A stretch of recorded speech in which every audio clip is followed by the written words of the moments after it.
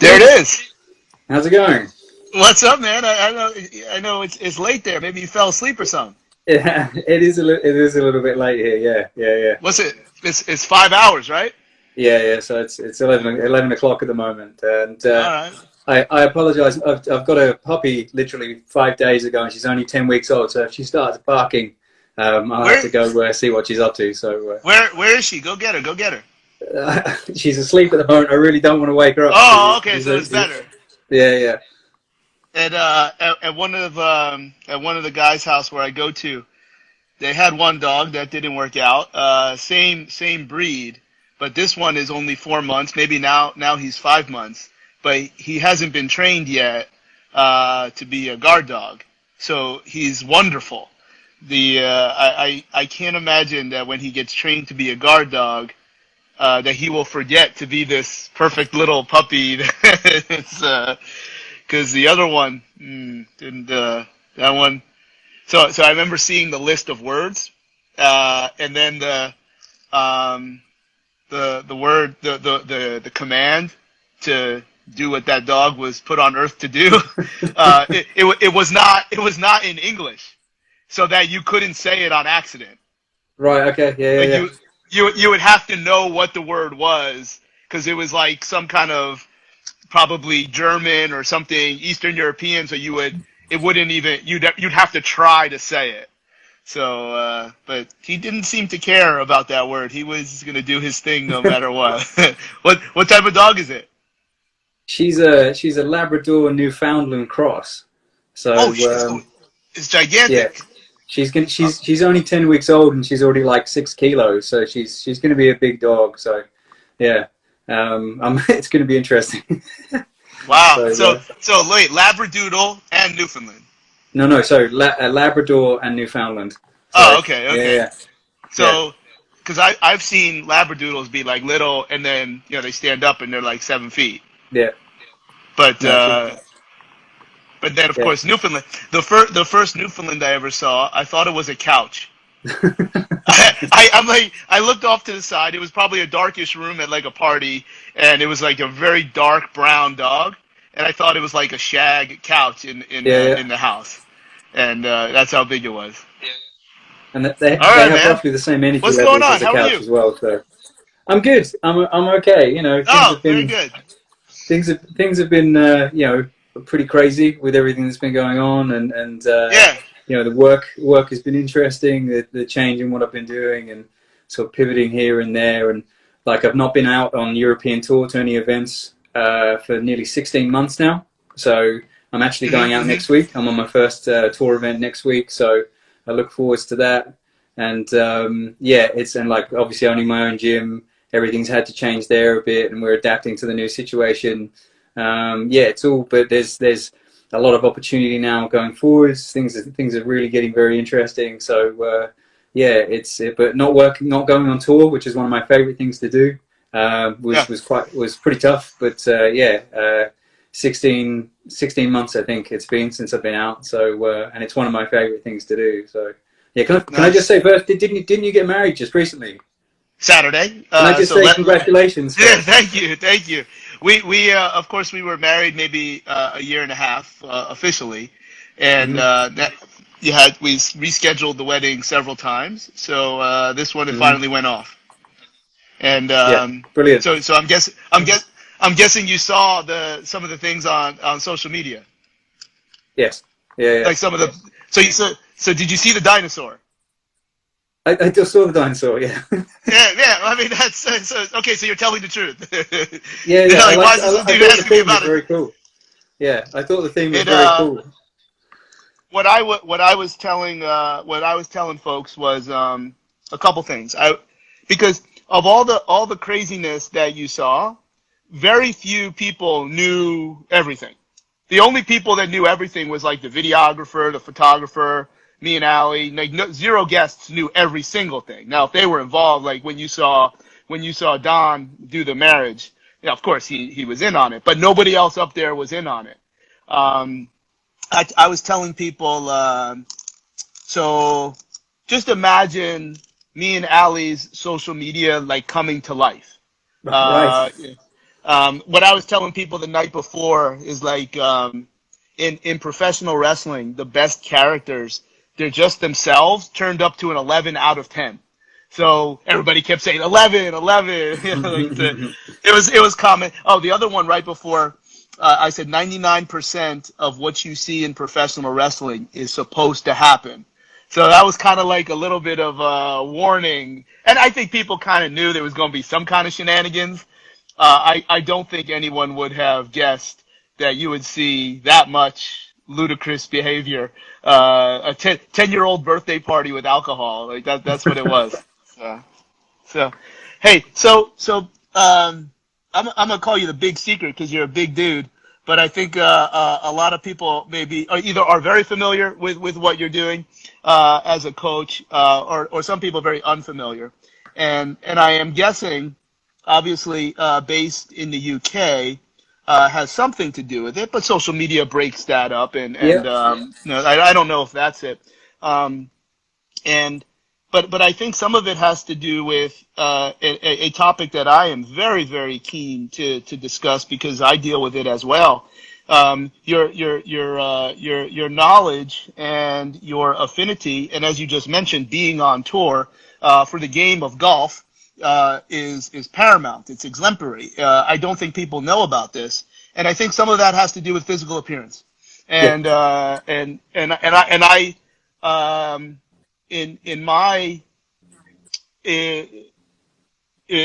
I first became exposed to working in high levels of golf, which really is not at the level that you're at in terms of working with professionals.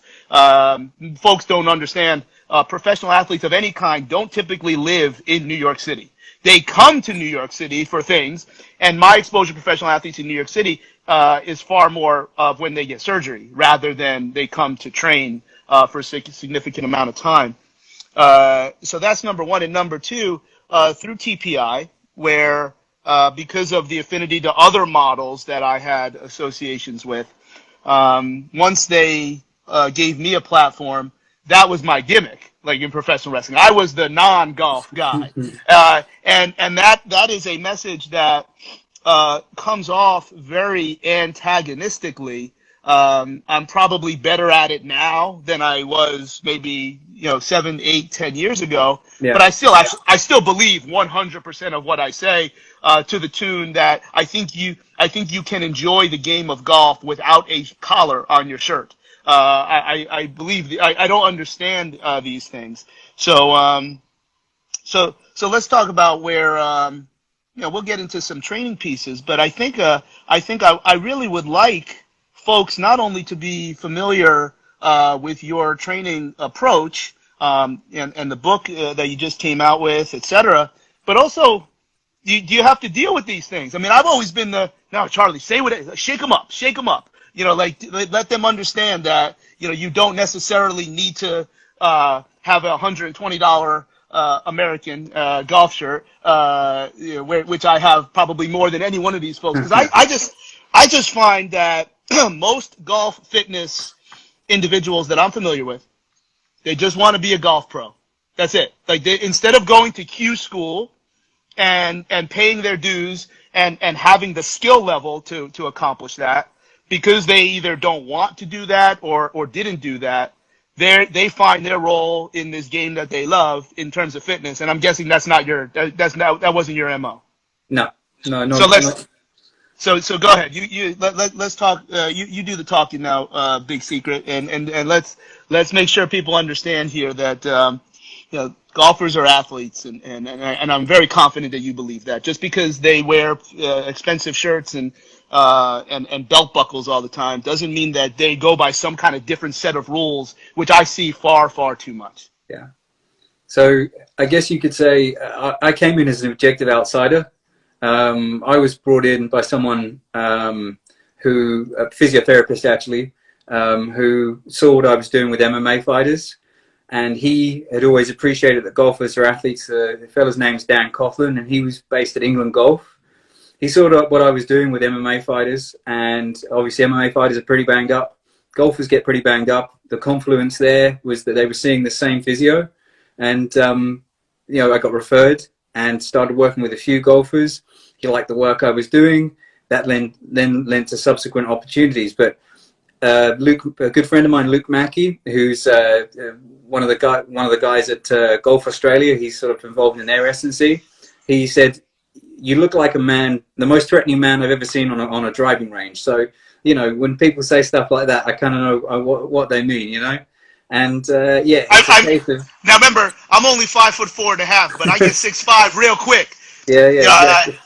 I can change my tone of voice. I grew up in the game of basketball. I can change my voice real quick. So it's it's a case of you know, just you do have to subvert people's expectations a little bit. They think you know, they paint you a little bit as a knuckle dragger or whatever. You know, I'm 5'10", about 110, just under 110 kilos. So I'm not a small person, you know. And you know, when I get on the truck on the European tour, it's a pretty tight space, you know. And yeah, it's a case of I came to golf like feeling like an outsider. I hadn't really played the sport much myself. I'm a combat athlete by trade. That's my background. I've been doing jiu-jitsu forever, and that's kind of my bread and butter. And I love strength training in and of itself. It's something I've always done to help try and serve what I'm doing. So, having worked with MMA fighters an awful lot, you know, the point I always make is that a lot of MMA strength and conditioning is often absurd and overloaded. So I came into golf and everything is absurd and underloaded. And yeah, it's a total opposite. Yeah, completely the opposite. But they share an absurdity in that they both are trying to do things in strength and conditioning that don't actually serve the ends, so to speak.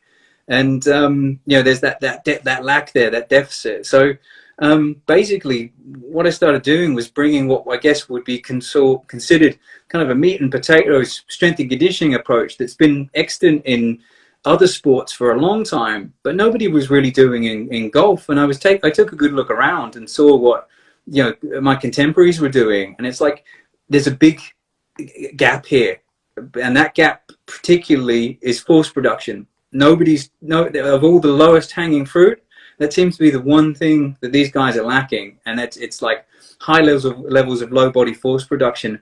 To make the point, actually, something that we did on Challenge Tour was we got a bunch of the guys together, tested them, and found good correlations between club head speed and isometric mid-thigh pull. So we actually did the research on our own athletes on the Challenge Tour, and found that the guys that were hitting it at furthest also had the biggest mid-thigh pulls. And you know, we were putting that together and saying, look, there's a definite relationship here between strength. I think it's nearly a 0.8 correlation if you want to get into the numbers, but definite relationship between club head speed and strength. Obviously not be all and end all. Golf is still a technical and tactical sport. Having high club head speed is only one element of the game. You know, guys like Bryson's, perhaps his inconsistency has proven that you know, you can have a super high club head speed. It doesn't mean you're going to win everything, but having a high club head speed definitely gives you optionality. You know, it gives you choice in terms of your tactical options that are available to you. Then the other thing, the unspoken benefit, obviously being a lot physically stronger, is you're going to be more robust, and you're going to be able to deal with the forces that we're getting in golf. And it's part of the reason why you know, the ETPI, European Tour Performance Institute, was set up, was because the physios that work in that service, you know, they were like, look, we need a referral pathway out of these guys just coming in and getting treatment all the time. And that's why the S&C service is now 4 years old, but they brought it in because they were like, look, we need to get these guys off tables and into squat racks. And that's kind of where we are now in terms of that stuff, is we're trying to get more of the guys coming through. And we've had some good developmental situations where we've had guys who play Challenge Tour, which is like a tour that sits below European Tour. And we've had two guys who've worked for me all the way from Challenge Tour. Just these past 2 weeks, I've had back-to-back wins with two guys who work on, and they're now playing on the European Tour. And these guys are exemplars of good strength and conditioning for golf. Grant Forrest and Callum Hill. If you look at the stuff I posted them doing, I joke, I say it's team push press, team jump squat. But that's the type of thing these guys are doing. Both of them have club speeds, you know, in excess of 125, 130. You know, and these guys are young, they're fit, and they look very different to the golfers that perhaps 10 years ahead of them. And that's kind of, you know, where we are now. Hopefully that makes sense. I know I'm rambling a little bit, but you know, hopefully that gets my point across. it makes a lot of sense to me. What I'm hoping is, as we can exchange here a little bit, I imagine people that are, well, I was about to say dialing in or whatever it is to watch this, it probably makes sense to them too. If they're following you or I on social media, nothing that we're going to say is going to be shocking. But I'm hoping that as people, and again, I'm also very excited about the people that I could spout about. In America, golf was the only thing you could do because it was outside all during the lockdown. Yeah. And I look at, what they were doing, probably similar to how you think. I don't know that if they did not play golf, they'd be doing something completely different. There might have been, a couple things that were tailored to their physical limitations. If they tell me they want to rotate, I would like to rotate more, but I don't golf, on a regular basis. I don't play 18. I like just hitting. If I'm gonna do something for 5 hours, I'd just rather just hit the ball. But I'm hoping that they'll hear things that they can share with others that will be the light bulb to go off, to stop with this nonsense of that is still there. It's still the balance and this, because you hear it from clients when you get them. Now I get a little bit of a running start in these types of situations, because if I'm seeing someone from a therapy standpoint, there's a little bit more desperation. You're able to be with them a little bit longer and build a relationship. So then when you bring the proper, next stage and transition away from the rehab stuff, the thing is that the concepts of training don't change between, look, that's my whole gimmick, training, rehab, blah, blah, blah. But just because something was proper when you were in pain doesn't mean you need to keep doing it forever. There are some things that you would continue to do and continue to have value, but there's other things that need to be dismissed. What is good for a jacked up or painful golfer may have no role for a healthy golfer that has an ideal kinematic sequence and is hitting bombs and winning tournaments. That's where I see. I'm hoping, so it makes perfect sense, and I hope that there's some ways of phrasing things so people can feel good about, no, that's not how you're supposed to do this. Oh, but so and so does it. Well, I'm not worried about what do you want me to do? Like there's the use of stability balls. Oh, well, golf, you need balance, so we're going to do all this. Oh, well, that dude trains him, and him. I'm like, oh, my God, we're in freaking, like, where I live is got, like, is whatever percentage of the elite golf in the world. There's a pretty good chance that so-and-so is going to walk into your golf gym, and because you're super charismatic, you're going to hit it off, and now you wind up training one of the best golfers on earth with your nonsensical stuff. Now, that being said, when we look at elite golfers that we know their names, and we're like, well, he does that, because we see that in every sport. Like there's basketball players, there's American football players, whatever it is. I just, for folks that are logging in on your side, I was talking to somebody today about, when I was the summer I spent with Manchester United, and how under that group we actually were talking about building spaces where they built their new facility, and it was almost like they were only using almost a third of the gym. And I had to explain that in soccer, in football, we call it the weight room, you call it the gym, etc. And we look at if you look at what's then Mourinho came in, and it's like a closet. It doesn't do anything because he doesn't want to train at all. But I think it's important to look at, when we look at elite golfers, if we're going to look at what you mentioned, Bryson, you mentioned a couple guys that people have to look up, but are some of the best golfers on earth, because if you're making money, you are one of the best golfers on earth. Let's look at every golfer that also did that and failed miserably. That's only fair. Like, you can't just tell me all the good things that happen. You also have to tell me, if you're going to talk about like stuff that has no grounds in any science, and you're going to use the rationale, well, that you have 2 of the top 10 golfers on earth doing your nonsense, I need to see the entire list of every golfer you have ever trained that did this foolishness, and let's see how they all did. Don't just tell me the ones that worked. And that is, now I might be coming off some kind of way because I feel very strongly about that stuff, but I just hope that that's something that people should talk about with their clients. Like, oh well, so and so does this. You have to deal with that, because if somebody's a very traditional golf fitness approach, doing RDLs. Well, I know you got all bumper plates, so I don't know how you're trying to fool people with that. But handling big wheels is like, oh, I don't want to get big. I don't want to. Let me get out of here. So that's you have to deal with that. You have to. Yeah. So what are you telling those folks? So yeah, I tell you what, it's a couple of things that come together in the way I see it.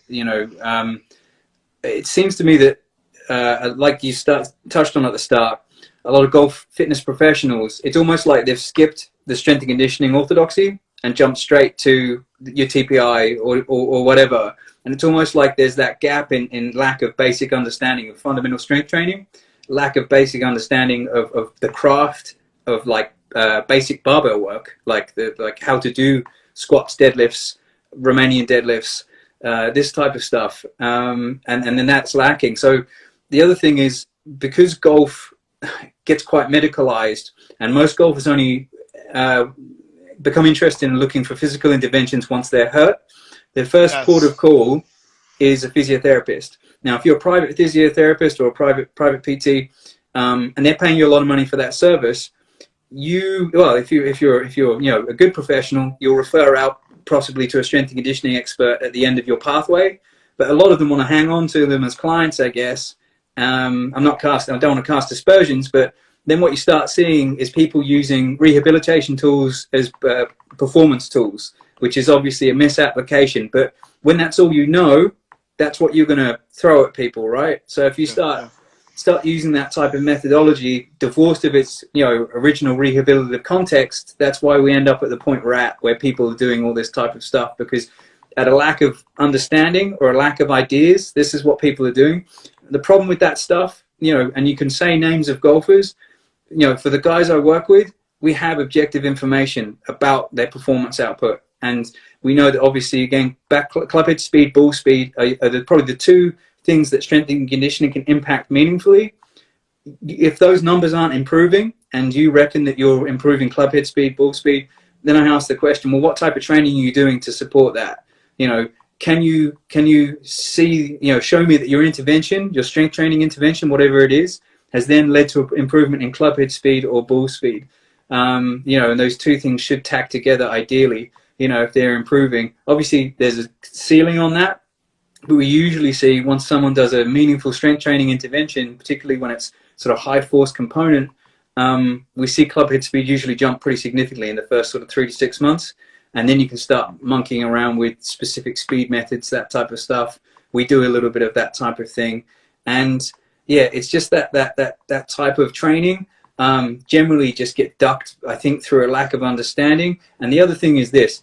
I've known coaches who've basically been, they're so injury averse, they're worried about programming that type of training, because they basically, it's almost like obviously I don't want to do any harm to the athlete, I don't want to take any risks, but obviously meaningful change comes with some sort of risk, and you've got to be able to balance that, and you've got to be willing to push these athletes, at least somewhat. And I think it's that risk aversion, because you're dealing with potentially in some situations an athlete is worth a lot of money, that fear of like any soft tissue issues coming through training. I've had guys who've had like a little bit of DOMS, and they report to me, oh, I'm hurt. And it's like, no, you've just never trained hard before. And you have to almost educate them the difference between, say just a little bit of stiffness, a little bit of soreness. And, I've got a few guys now that actually like a little bit of tonus for their golf. They get used to that sensation. They actually get used to the feel that the lifting perhaps gives them. Because this is another thing that we can maybe touch on, is these guys probably do too much mobility, flexibility work. It's an obsession. I've been in change rooms before and seen guys warm up for 40 minutes to half an hour before they head out onto the range or head out to play. And it's like you're just wasting a lot of energy, really. And these guys are spending an awfully long time just doing mobility routines. I don't know what you think of that, if that's what you see where your guys are, but there seems to be, they've really caught on to the idea that mobility is very, very, very important, almost to the extreme. but I take no exception with anything. I might ask you to dig deeper if TPI is of interest, because I don't think TPI equals all those things. That's my opinion. I think at a surface exposure, I think that's a fair statement. But talking about lifting heavy things for very keen purposes is certainly something that TPI would be very akin to. But given the Switzerland nature of TPI, I don't think they're going to be as vitriolic as I will. I won't even speak for you in that space. But if you're there, like, Greg, what do you think of, or ask Dave, like, what do you think of, this big dude out in the UK who's looks like he's got like 600, 700 pounds, because they don't know, people don't even understand what they're looking at. And they're like, no, I'm very confident. They would say, no, that's a very good thing when placed and loaded properly, and coached, et cetera, et cetera. Everything else is not only a reality. I think that's a reality in a lot of professional sports and in the general population. I think we're still in a generation of fitness where it's like this, it goes like this, and then it goes like this. So, you had the standing. Well, look, we just talked about it. Standing on stability balls and doing one dumbbell press. I remember one of my proudest moments in the NBA at that time. As long as your weight room in the arena didn't make you go through the other team's locker room, like in Indiana, you couldn't do it. It was like a courtesy. And I would love when the Phoenix Suns would come to come see us, because all my players would laugh at them. They because they're standing on one leg and Grant Hill's doing this and all these great stories out of Phoenix. Now, what they did very well was work together as a unit. Where 1 + 1 + 1 = 5. When you have three, any level of competence, it's greater. And they had all their players doing things, which is better than any program. But what they were doing was silly. They were doing like recovery workouts all the time under the guise of strength. And I would like to actually see the numbers. I know what my numbers were. I don't know what theirs were. Just because Grant Hill had this epiphany doesn't. Not allowed to talk about Grant Hill if you don't talk about everybody else that didn't necessarily do well. But like my guys would look at me and be like, they're like trying to make eye, like knowing that we would be joking them out in a fun way. And there's a lot of other really good stories that would come out of when the teams would come together. Oh man, I remember the story with Shaq was really fun, but I know it's late there, so we'll save that for another time. Yeah. So you see it in all sports. So you went from that, and then that probably born into CrossFit type of training, that just incredibly ludicrous, intense types of things that was void of significant intelligence. High intensity training, by definition, has value. I'm sure there's a better way to do CrossFit than how I see it commercially. Training. So I want to make sure that that's clear. And then that spurned into, well, because people were so injured. Now I can't even think. If you ask me to say whether I agree with them or not, whether I like what they do or not, what are the top 5 most popular continuing education courses? And every single one of them would be some kind of, morph from a healthcare provider, physical therapist or chiro, teaching some good things, some things totally also absurd and void of any intelligence. But they're all these non-stimulative rehab types of things. And I don't think it's isolated to golf. I think it's just where things are going, and then you add all of these cultural things that golf brings, and then it makes it even harder. It's like either really easy, or it's just like, I don't even know how to get into this conversation, because I'd like to think that and I would say this about other people as well, but I'll say it about myself. I'm good at explaining to other people how I'm right. I am not good at explaining to other people how they're wrong. It's like, so if whoever gets to them first is, it makes it easy. So the issue with mobility is that there's a point, and in golf, because measurement is so culturally acceptable, and believe it or not, there's a lot of very good golf professionals that now I deal with quite a bit that are not in favor of measuring things. I don't really understand why. As I get to know people, I'd prefer to focus the conversations on positive things. I'm not an idiot in terms of building relationships, but I find that very strange because in other places they'll put everything up on you and measure you and do TrackMan, etc. You should know if you have enough mobility for a good swing, and you should know if you have a good enough swing based on your kinematic sequence. And the thing we're agreed in that regard, then,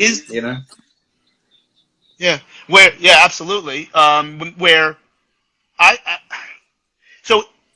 remember seeing this in the Marine Corps. I was like, first of all, that's like the epitome of like what they call functional training is going hard, lifting heavy, because it's functional because it carries over. Okay, so we got out of one place of calling it functional because functional just means purposeful.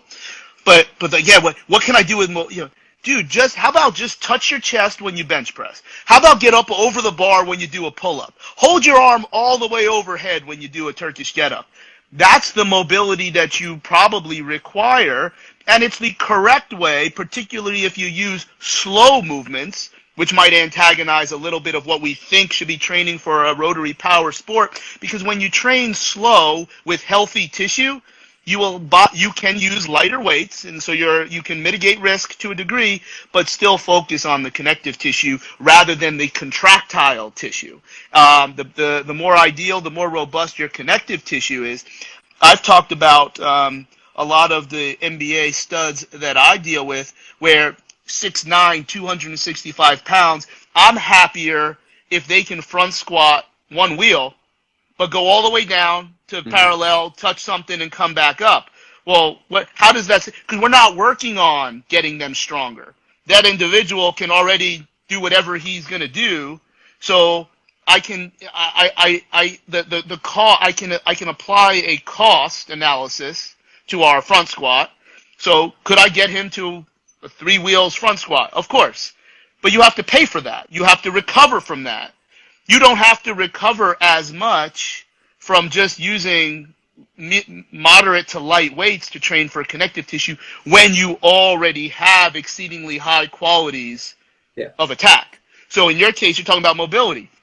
Just put mobility into something else and load it. Now you'll train the connective tissue in the direction and in the angles of the mobility that you already have.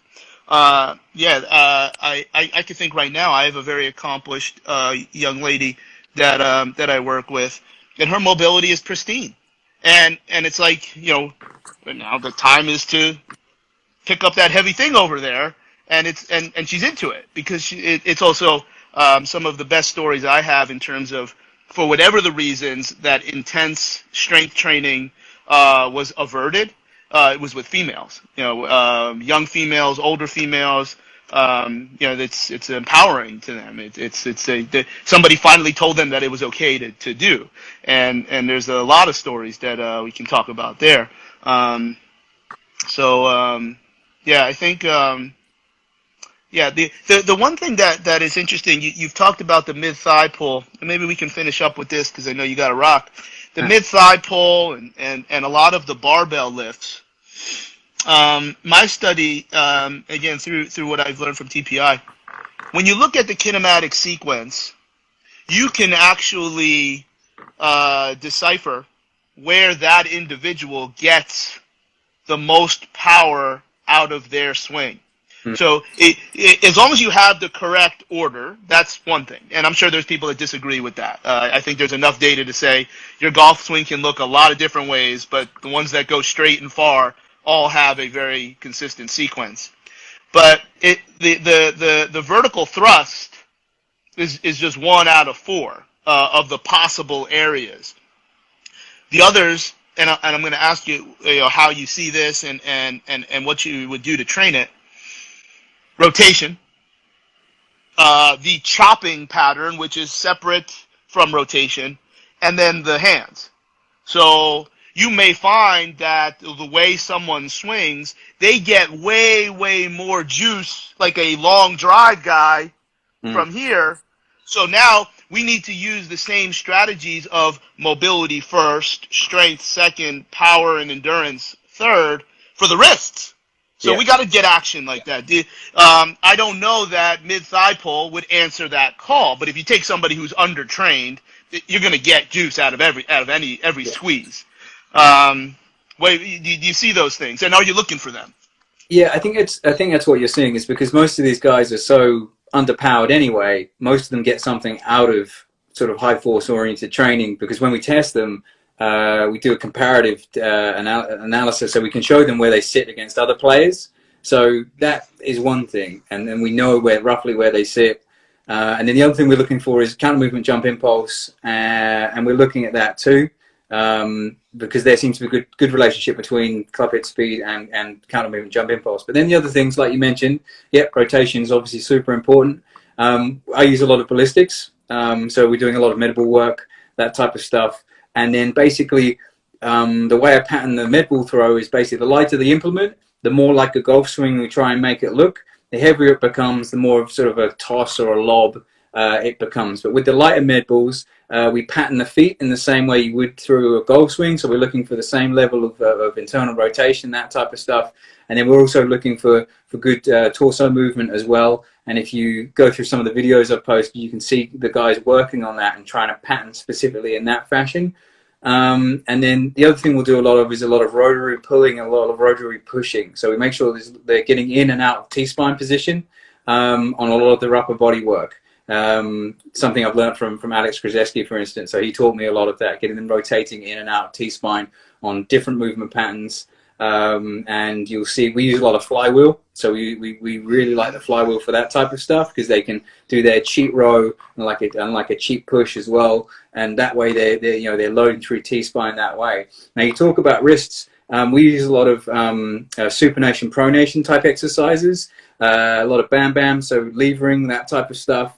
So we try and train the forearm in a number of different directions. I'm lucky because I work with guys who ride superbike and obviously guys who do jiu-jitsu. So grip strength is very, very important to them. We train wrist and forearm in a number of ways. Also neck is the other thing we probably do a lot of in golf, because we see a lot of guys pull up with neck issues. So we're doing a lot of neck training that we use with like some contact athletes, for instance, because we see a lot of rotation, obviously, through C-spine as they're swinging some of the rapid head movement. Next day they wake up and it's like, oh, my neck's sore, my upper back's sore. So, we're implementing a lot of different training methods that you generally don't see, which is grip, and that again, supination, pronation type strength training, levering, that type of stuff.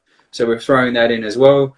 But in terms of pure rotation, a lot of it comes off med ball work, because we know, for instance, that med ball tosses, particularly rotational tosses, again, good relationship to what we see happening with club speed, ball speed. And it's again that question of most of these guys are generally so undertrained that for the most part, very conventional strength and conditioning works super well from them. And then once we build that good base of strength, good base of ballistics, then we start doing the speed stick work that I don't know if it's become quite popular very recently, because people are hunting for extra miles per hour on their swing. So we're doing a lot of integrated speed stick work, either dosing it very, very regularly, or using it as an overspeed method, or using it as part of contrast complex sets as well, where we're doing some conventional like jump squats, that type of stuff, and then we're doing speed stick work. But again, back to your past point, we will take a look at swing kinematics, talk to their golf coaches and ask them what they think, what positions they need to work on. So, for instance, I've got a guy who swings 130 plus, and his golf coach came to say, I think you might be able to get more actually if we help him with his right side external rotation, because he's a little bit tight there. So we'll talk to the coaches, we'll get feedback on what they think should be done. Because at the end of the day, I respect the fact I'm still a strength and conditioning coach. I don't know, I'm still learning about golf. I've only been in it a little while, but just trying to build up my understanding of the pattern itself and what's the lowest hanging fruit for most of these guys is still, high force, high velocity type stuff. Does that make sense? It makes perfect sense, and I also think that you probably know quite enough about golf to know if a golf pro is a goofball. So, and that's I'm sure that happens far too often. Hey, last idea when you said that there was a ceiling to some of these things. I am very, very favorable, and I can think of somebody, high level guy that I just gave this advice to. I'm like, how about we eat a little bit?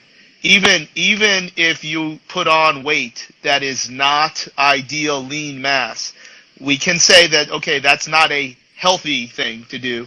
But if we understand that as long as whatever weight you put on, it does not affect the kinematic sequence, I have every reason to believe that the ball is going to go further. Force equals mass times acceleration. Now, I would prefer to put on lean mass, ideal contractile, but no matter how you cut it, you're not. And then people look at me and like, well, look, you're not going to get a chest. You're not going to bench press 600 pounds. Like, that's not how this works. So I have to overcome a little bit of that negative credibility.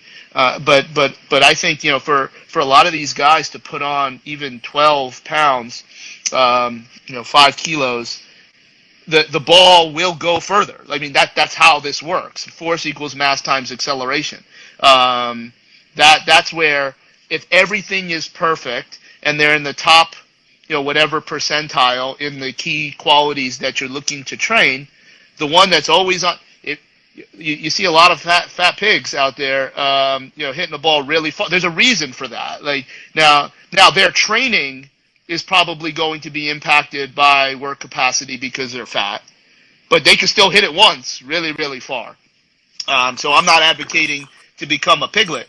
I'm advocating, 5 kilos, 6 kilo. I think that can make a big difference when you're at very, very high level, where the squeeze is not getting much out of it anymore. Yeah, I think it plays into robustness as well. I find that the guys who are carrying a little bit of mass generally also a little bit more robust. It definitely helps them wear a lot of sort of soft tissue issues better, in my opinion. But you're definitely right. Like the being heavier, that little bit of muscularity can go a long way to improving that anchoring effect. They can offset that rotation that they're trying to generate. Because I don't know if you've seen a lot of smaller guys with high club head speeds. Quite often, they're having to get tons of separation to do the same thing bigger guys are doing with less separation. So yes. I definitely think that being bigger gives you the ability to be more efficient because you don't have to create as much separation to preserve, to generate as much angular momentum on the ball. Here's my rationale, and we'll finish with that. Force equals mass times acceleration. So if we add more M, you should get more F. I mean that no one's allowed to argue with that. Okay. Now again, that is under the caveat that whatever mass you put on doesn't affect the skill of your swing, which is not that hard to do. Okay, you're not going to turn into a professional bodybuilder, from doing this. Okay, so now what if we're just looking for this robust piece? We're not really looking for more force. We're just looking to have this very, very complete approach to be able to enjoy the game of golf for 12 months, or hang on and finish 30th and make $25 million or whatever. The money is great as long as you're keeping your card. Well, if you don't want if you're going to have a high level of acceleration through separation, through rate coding, all these great ways to train. Well, what if you put on some M, more mass, and you don't accelerate as much, and you're happy with your same F? So instead of here, you go here, and it's the same. Well, in my contention would be that if you, and this is what I think you are seeing by what you called grounding and other things, if you don't have to accelerate as much, you're still happy with where the ball goes, that means you don't have to decelerate as much, and your connective tissue robustness doesn't have to grade out as high. If you don't jump very high, your patellar tendon isn't going to get beat up. It's when you land from when you go, or it's that counter movement. So I think now the best thing is increase mass and increase acceleration and dominate the world. But I think there's an interesting way to look at that ceiling, but also how to preserve those things. And it's a general population; they might already be a little overweight, so it's not a big play. Yeah. But for the studs, to be a great golfer, you typically look a certain way, and putting on a couple pounds isn't going to get you into an XL, collared shirt. You're still going to wear your little large. So it's or you could wear like the shirt that you were wearing in that picture you sent. Is that the logo of your gym on there? No, that's a jiu-jitsu rash guard. So it's a company that sponsors me. So I quite often wear their stuff in pictures. Well, jiu-jitsu to me is cheating because as a collegiate wrestler, all these moves are illegal. So that's and so I almost went when I moved down here to Florida. I almost went because America Top Team has these franchises everywhere. I make a phone call and like, oh yeah, you're cool. Except, I just want to wrestle, and I got some cool stories too because remember at 5'4", 190, 200 pounds with collegiate wrestling, like I know what I'm doing, so I could be one of the gauntlet guys. I'll be like, as soon as you put me in that move, I'm leaving. Like, I'm out of here because guys, my 150 pounds. So I'm a unique training partner, but I'm only gonna wrestle. And I learned that Taekwondo is not really of use in MMA, and I didn't understand why. I'm like, yeah, because when you're up in the air trying to spin around, I'm going to tackle your ass. I'm like, I'm done. I'm cooked. All right, man. Hopefully we didn't do too long here. I really hope, Will, where do people get the book? And let's make sure everybody has your handle. We'll make sure that it's down below when we put this on Instagram and YouTube. Let's make, because this isn't charity. You're doing some awesome work. But when you see some things that actually push the narratives that I feel strongly about, and you look like you can handle some real wheels, I want the golf community to see this. So how do we, how do people see more of what you're doing? Yeah, so I'm on Twitter at WS Wayland. I'm on here at Powering Through. Obviously, if you want to get access to any of my stuff, it's the link tree on my account. So if you go there, Big Hitters Manual, which is by me and Terrence Kennel, who works in baseball, and we've got 2 of those out now. And if you want to check out that stuff, articles on Simply Faster. And then obviously check out the ETPI as well, who I work with, and we post lots of good information, lots of good stuff for golfers, and you see a lot of the approach that we're using on the European tour as well. So be sure to give those guys a follow. Yeah, I think there will be.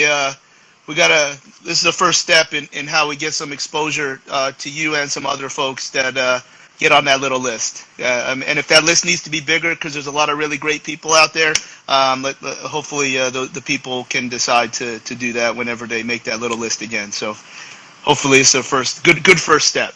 Yeah. Thanks for having me, Charlie. All right, man. We'll see you soon. Well done. All right. Have a good evening.